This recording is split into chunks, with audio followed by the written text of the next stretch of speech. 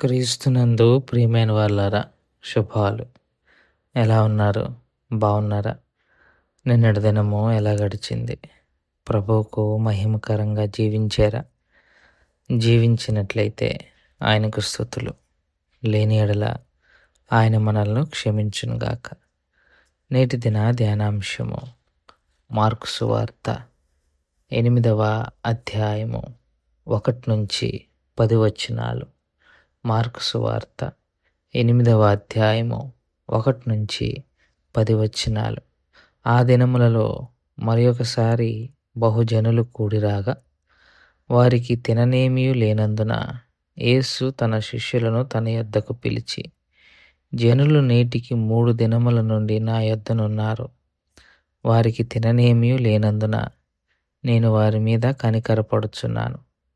నేను వారిని ఉపవాసముతో తమ ఇండ్లకు పంపివేసిన ఎడల మార్గములో మూర్ఛపోవుదురు.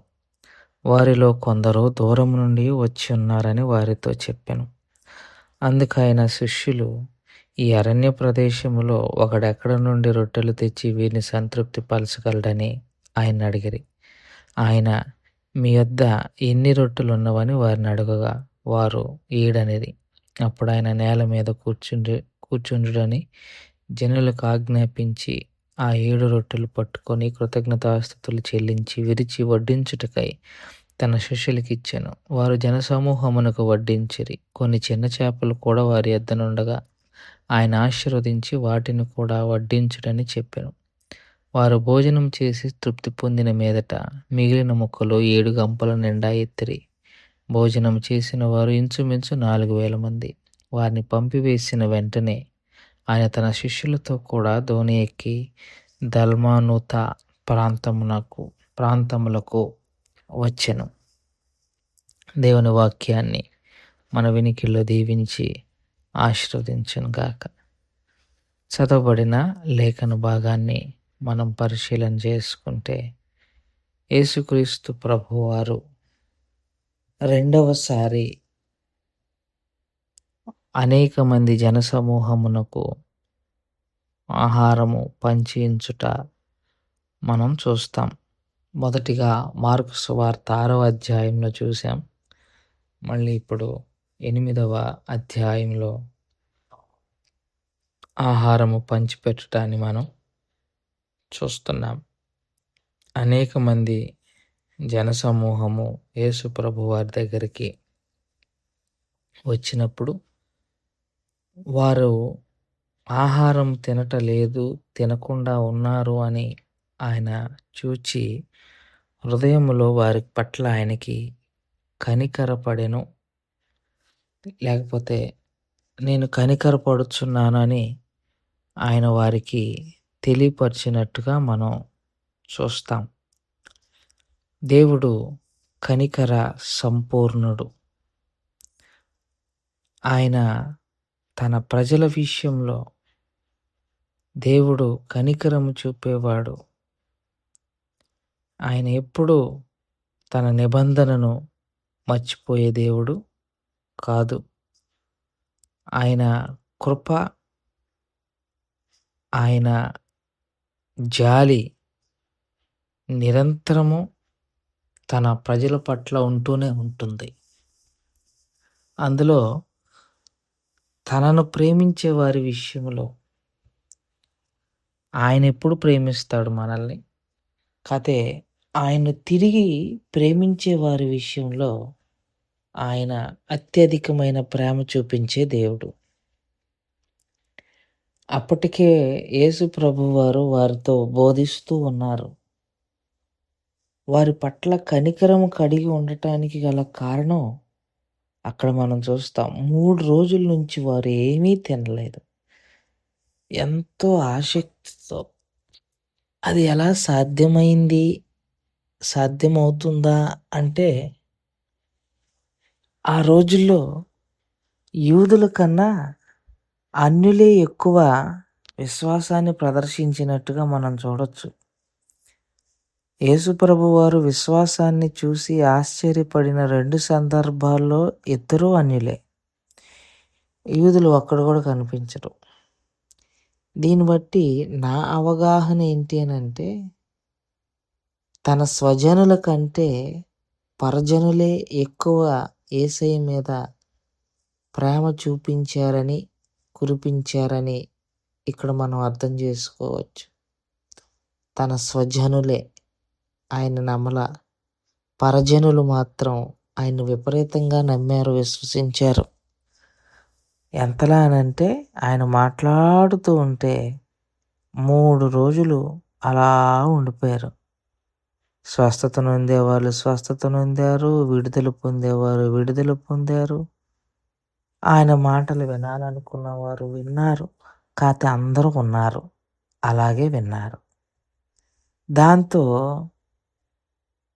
ఆయన ఎంత సీరియస్‌గా వాక్యం చెప్పినా తన పిల్లల యొక్క ఆకలి ఎరిగిన దేవుడాయన. అందుకే ఈ ఒక సినీ కవి మన క్రిస్టియన్ పాట రాస్తూ ఒక పాట రాస్తాడు. ఆకలైన వేళలో అన్నమతడు తెలుసుకో అని. ఆకలైన వేళలో అన్నమతడు తెలుసుకో అని చక్కగా రాశాడు. ఆకలేస్తుంది అన్నది ఆయనకు తెలుసు. మన అవసరత ఆయన ఎరిగిన దేవుడు, ఆయన తెలుసుకున్న ప్రభు. మనం అడగవసరం లేదు. నేను బలంగా నమ్మేది అదే. మనకేది అవసరమో నా తండ్రికి తెలుసు. అందుకే ఆయన కనికర సంపూర్ణుడు, కనికర పూర్ణుడు. రైట్. కనికరపడి తన శిష్యుని పిలిపించి, వీళ్ళని నేను పంపించటం నాకు ఇష్టం లేదు, దారిలో మూర్ఛిల్లి పడిపోతారు, వీరికి ఏదన్నా అరేంజ్ చేయండి అని అంటాడు. ఇలాంటి మాటే 6వ అధ్యాయంలో కూడా అంటాడు. అక్కడ శిష్యుడు సీరియస్‌గా వెళ్ళి ఎత్తుక్కొని వచ్చి ఆఖరికి ఈ 5 రొట్టెలు 2 చేపలు తీసుకొస్తారు. అయ్యే ఉన్నాయి ప్రభు అని. అప్పటికి యేసు ప్రభువారు అలాంటి అద్భుతం వారి ముందు చేసినట్టు లేదు. మరిప్పుడు ఆల్రెడీ ఒక ఎక్స్‌పీరియన్స్ ఉంది. కానీ ఇక్కడ శిష్యులు ఒకడు ఎలా వీళ్ళకి ఇంతమందికి ఆహారం తీసుకొని రాగలరో అని ప్రశ్నించారు. నా డౌట్ ఏంటంటే, యేసయ్య నువ్వే పెట్టు, పోయినసారి వాళ్ళకి అన్నం పెట్టావు కదా, ఈసారి కూడా నువ్వే పెట్టు అని అన్నట్లా. ఎవరిస్తారు వాళ్ళకి అని అంటున్నారు. అంటే ఇది చదువుతుంటే మనకి ఎలా అనిపిస్తుంది అంటే, శిష్యులు ఇంకా ఆయన అద్భుతాలు చేయగలడు అన్న విషయాన్ని నమ్మలేకపోతున్నారా అన్నట్టుగా ఉంటుంది. కానీ అది కాదు. వారికి అన్యుల మధ్య దేవుడు ఆ పని చేయటం వాళ్ళకి ఇష్టం లేదు. ఎందుకంటే ఇప్పుడు ఆయన ఉంది తూరు సిదోను ప్రాంతంలో, వారందరూ అన్యులు. 6వ అధ్యాయంలో జరిగిన అద్భుతం యూదుల మధ్య జరిగింది. ఇక్కడేమో అన్యులు ఉన్నారు, కొంతమంది యూదులు ఉన్నారు, ఎక్కువగా అన్యులు ఉన్నారు. ఈ అన్యుల మధ్యలో యూదులు కూర్చొని తినరు. నానా చండాలం అయిపోద్ది ఇప్పుడు ఇట్లాంటి ప్రోగ్రాం పెడితే. వాళ్ళ మనసులో బాబు మొన్న పెట్టిన ప్రోగ్రాం లాగా ఇప్పుడు కూడా అదే ప్రోగ్రాం పెడితే ఇక్కడ చాలా చండాలం అయిపోద్ది అంటే, మన భాషలో చెప్తున్నా, చాలా చండాలం అయిపోద్ది యేసయ్య. మేమేమో వాళ్ళతో కలము, వాళ్ళు మాతో కలవరు. అయినా వాళ్ళ మధ్య నువ్వెందుకు? ఇందాకే అంతకు ముందేనా అన్నావు కుక్కల ముందు నా పిల్లలకు పెట్టకుండా కుక్కలకి వేస్తానని, ఇప్పుడు ఇవన్నీ ఎందుకు అన్నట్టుగా ఆ ప్రశ్న. దానికి యేసయ్య, మీ దగ్గర ఏముంది? ముందాలను కూర్చోబెట్టి మీ దగ్గర ఏముంది? ఇక మాట్లాడతారా యేసయ్య ఆ మాట అంటే? కూర్చోబెట్టి 7 రొట్టెలు ఉన్నాయి అన్నారు. తీసుకొచ్చి యాజ్ యూజువల్గా ఆకాశం వైపు చూసి దాన్ని విరిచి వారికి పంచిపెట్టారు. తర్వాత చేపలు ఉన్నాయని చెప్పారు, వాటిని కూడా ఇచ్చేయమన్నాడు. ఇంచుమించు 4,000 మంది ఆహారం తీసుకున్నారు. 7 గంపలకి ఎత్తారు. అక్కడేమో 12 గంపలకి ఎత్తారు, ఇక్కడ 7 గంపలకి ఎత్తారు. అక్కడ 5,000 మంది తిన్నారు, ఇక్కడ 4000 మంది. అక్కడ 5000 మంది పురుషులన్నారు. ఇక్కడ 4000 మంది అన్నారు కానీ, పురుషులా, స్త్రీలా అన్న ప్రస్తావన ఇక్కడ చేయబడలేదు. ఆ తర్వాత వాళ్ళందరికీ ఆహారం పెట్టిన తర్వాత యేసయ్య మరొక ప్రాంతానికి వెళ్ళిపోయినట్టుగా మనం చూస్తాం. ఇక్కడ ఇందులో మనం అర్థం చేసుకోవాల్సింది, యేసు ప్రభువారు ఈ అద్భుతం చేయటం వెనక ఉన్న ఉద్దేశ్యం తన శిష్యులకు పాఠాలు నేర్పటం. ఏంటిది అనంటే, అన్యులని, యూదులని తేడా లేదు. అందరికీ నేను దేవుడినే. కేవలం యూదులకే అద్భుతాలు చేసే దేవుడిని కాదు, యూదులకే అన్నం పెట్టేవాడిని కాదు. అన్నం పెట్టాల్సిన సమయం వచ్చినప్పుడు నేను అందరికీ అన్నం పెడతా. ఆ పాఠాన్ని శిష్యులు నేర్చుకోవాలి.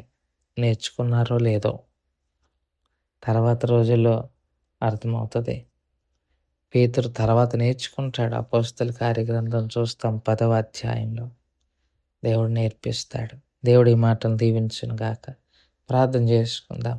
మమ్మల్ని మిక్కిలిగా ప్రేమించిన మా ప్రియ పరలోకపు తండ్రి, మీ పాదాలకు స్తోత్రాలు.